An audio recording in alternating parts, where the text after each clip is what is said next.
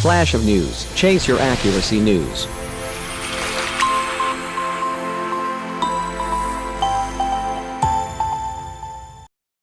RNC Night 1. Republicans argue only Trump can save America.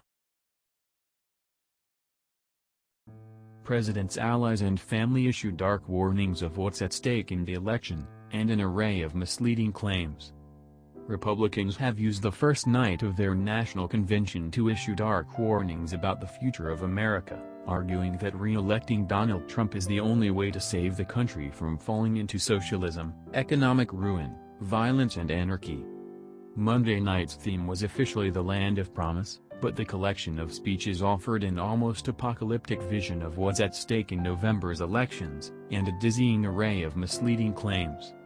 They'll disarm you, empty the prisons, lock you in your home and invite street gang MS-13 to live next door, the Congressman Matt Gaetz of Florida said of the Democrats in his speech, likening the prospect to a horror movie.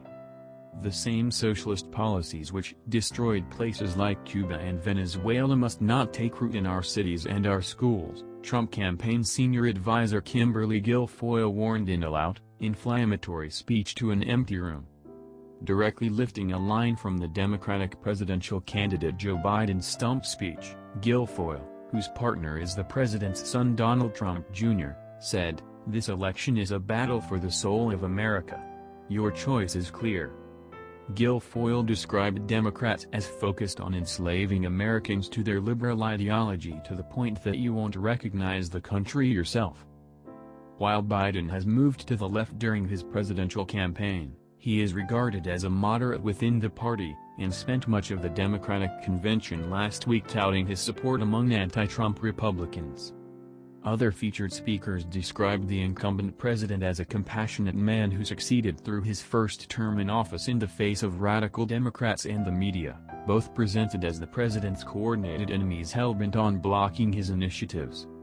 Mark and Patricia McCloskey, a white St. Louis couple facing charges for brandishing guns at peaceful Black Lives Matter protesters, gave a pre-recorded speech, in which they baselessly accused Democrats of protecting criminals from honest citizens and trying to abolish the suburbs.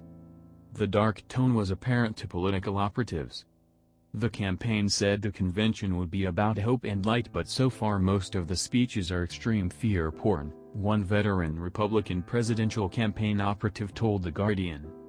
A video of Trump's handling of the coronavirus pandemic featured multiple Democratic governors complimenting Trump and the federal government, editing out the fierce criticism of the administration's response from those same speakers. Trump has been criticized for playing down the pandemic, and saying the coronavirus, which has killed more than 175,000 people in the U.S., more than any other country by far, will eventually just disappear.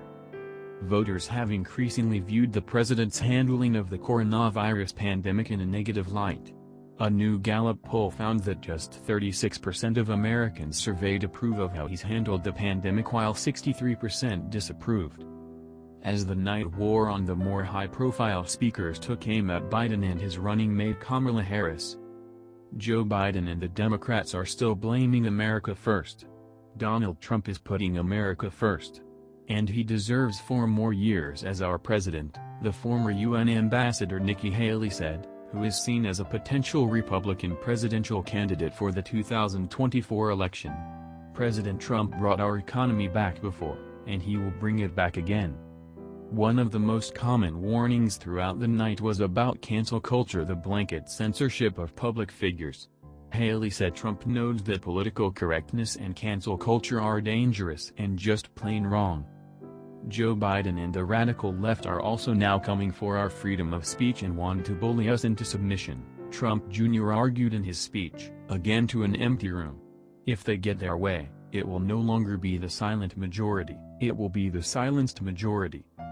The South Carolina Senator Tim Scott warned, make no mistake, Joe Biden and Kamala Harris want a cultural revolution. A fundamentally different America. The DNC included speeches from Republicans as a way to try and woo over moderates and Republicans who don't support Trump. But most of the RNC addresses on Monday were aimed at revving up the Republican base. Trump himself has been more focused on that throughout his re-election campaign, hoping that an energized conservative electorate can overpower any broader coalition backing Biden. The convention had some of the same elements as the Democratic National Convention last week, including a short taped version of the roll call across America, testimonials from average Americans and the president interacting with people affected by the pandemic. But it also featured more live addresses over pre-recorded videos, which sometimes fell flat without the usual audience responses. The format of the convention changed several times over recent months as the coronavirus crisis worsened.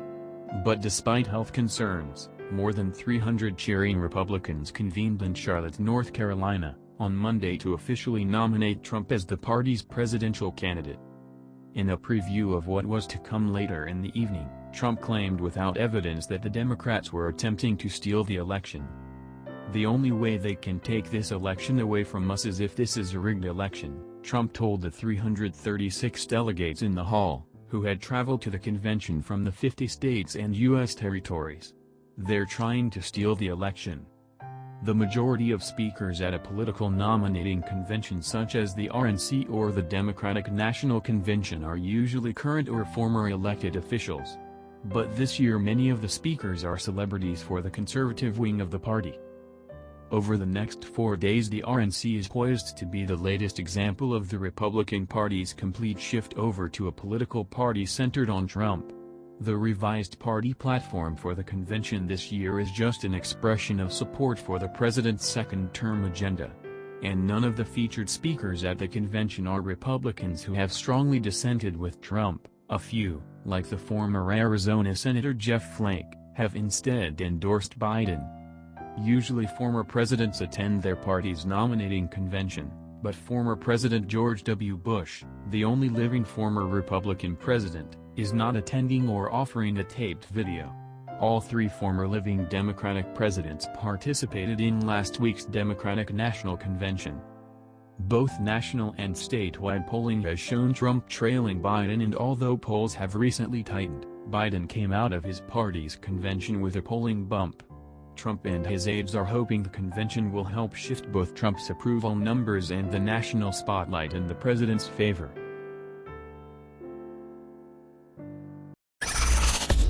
Flash of news. Chase your accuracy news.